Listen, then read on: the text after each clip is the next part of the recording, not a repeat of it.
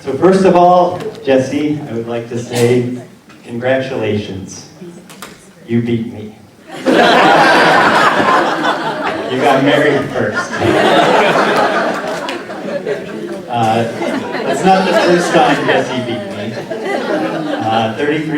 almost 33 years ago, he beat me out of the womb. When we were about 12 years old, one Saturday morning, I ate 66 pancakes. Jesse ate 88 pancakes.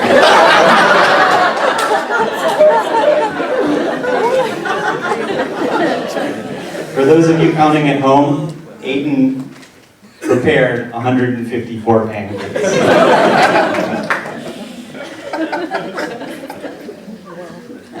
When we were about 14 years old, we both engaged in a big statewide mathematics competition, and I didn't win.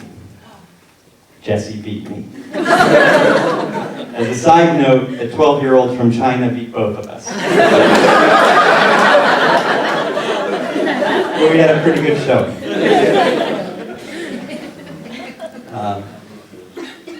But I'd also like to say that when competing against Jesse and when losing to Jesse, it doesn't really feel like I'm losing. I've always been very happy for Jesse, and seeing Jesse win in weddings or mathematics is just about as good as seeing myself win.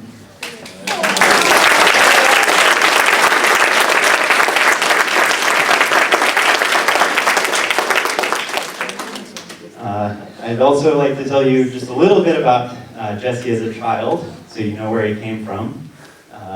Jesse was a very bright young boy, an excellent statistician. An example, I'll ask Jesse a question. It might seem fairly obscure to most of you. In 1986, the year after the Chicago Bears Super Bowl, how many yards did Walter Payton rush for?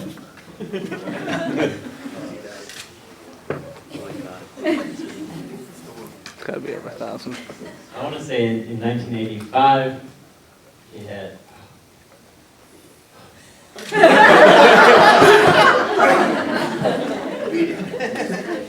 Too much wine. Next question. I can say, I want to say it was in 1200s.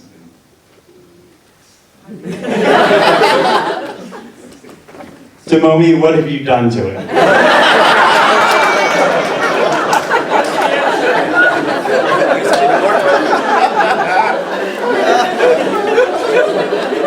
Jesse was also a very athletic child. Fast runner, probably faster than he is today. Excellent shot blocker in basketball and a ferocious tackler in football. He broke my arm. Playing football in the front yard. It hurt a lot.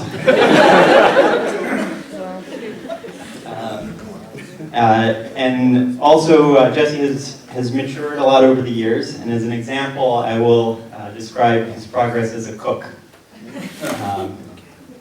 If you don't know, today, Jesse is actually an excellent cook. He's developed a skill to sort of think about food on his feet, create recipes on the fly, and I never thought that I would be begging to be asked over for vegan food at anyone's house. But I definitely am when Jesse's making his vegan tikka masala. However, if we turn back the clock a little bit, Jesse's interest in culinary endeavors began as a child, where he took a passion to taking large saucepans from our cabinet, filling them with water, emptying my mother's spice cabinet and Tabasco sauce and ketchup into them, boiling them for a few minutes and calling it a potion. So that's where we started. That developed a little bit. After college, we moved to San Francisco, and as a great benefit, I think, to the both of us, we moved into the same apartment. And as a development of Jesse's cooking skills, he had a binder of recipes written on a computer and printed out by our mother, that included such things as pasta and salad. And on one page were the directions for pasta. Boil pasta. Take a 32-ounce jar of pasta sauce. Brown ground beef on the stove. Empty the pasta sauce into the ground beef. Mix well. Heat.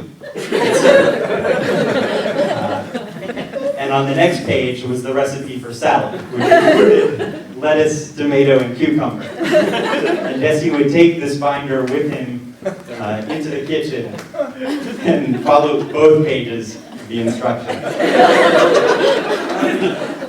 So knowing where he is today is really remarkable.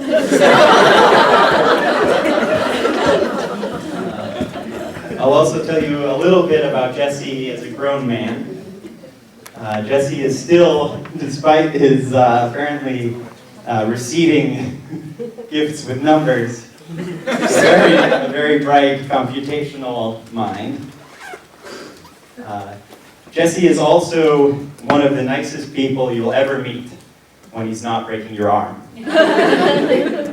And I think as a kind of a classic symbolic signature of this, we now have a family photo from when my father received an honorary degree in Ireland.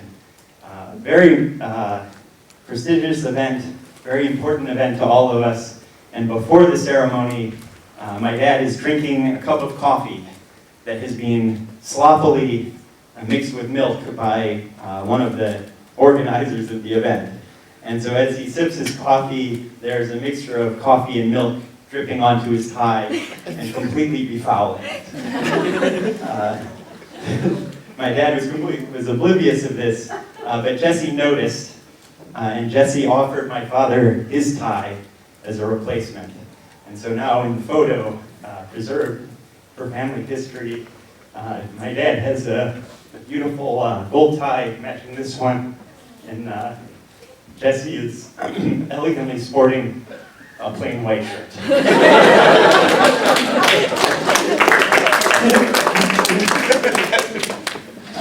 Today Joe Krupnik is wearing the same gold tie.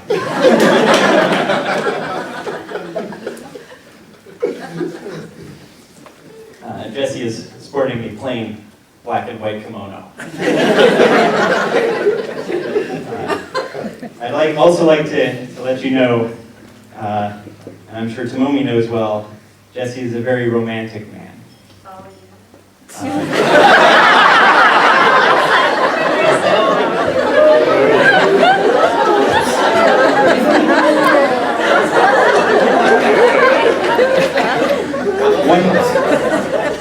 One year for Christmas, he bought Tomomi a toilet seat.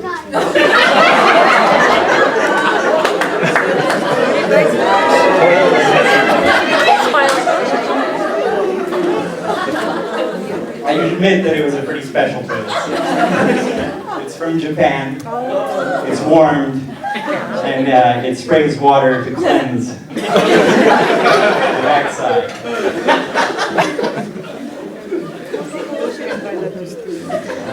We're going to go in a minute. I'll also When do give we you start talking? my brief account of the night that Jesse and Tomomi met. This was, as I recall, in our younger bachelor days, which ended today. Jesse and I would occasionally go out to parties, do some drinking, do some tandem dancing. We showed up at a Christmas party at my friend Laron's apartment in San Francisco. We climbed the stairs, we walked through the kitchen. I remember noticing a beautiful Japanese woman in the kitchen. We proceeded to get beverages. I mixed myself a gin and tonic, and when I turned around, Jesse was talking to the beautiful Japanese woman. And I want to say for the next about 2 or 3 hours, Jesse was talking to the beautiful Japanese woman.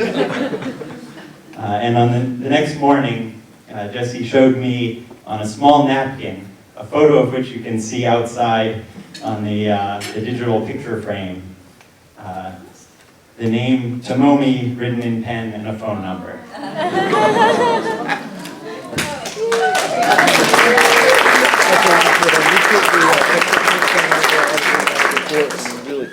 It took them a while to get dating, to get to serious dating, and I could also mention that Jessie must have made a very striking initial impression because at another, I believe, Christmas party, maybe a year later, Jessie was planning a trip to Japan, and he was asking Doug for advice on places to go in Japan. And perhaps with Tomomi's advice, or perhaps not, Doug recommended to Jessie the finest gay bar in all of Japan.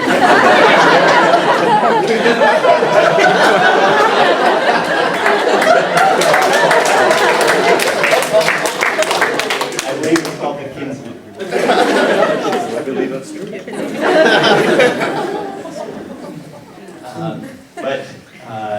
A little while later, Jessie and Tomomi finally got together.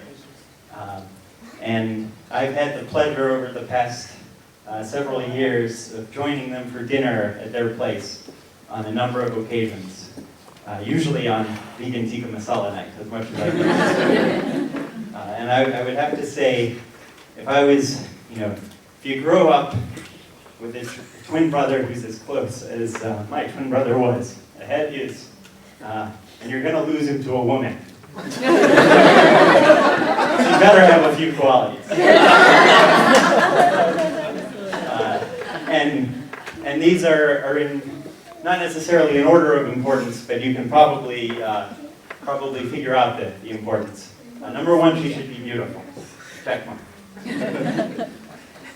Number two, she should really love Jessie. And I think it's been obvious to me for quite some time, and it was very obvious to me tonight that she does. Check mark. And of a special importance, she should be cool with me inviting myself over for dinner.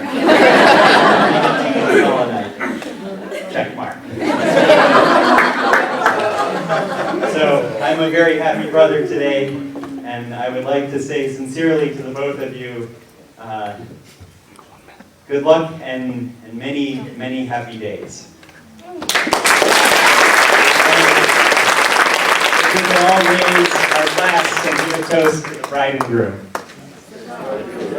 The bride and groom.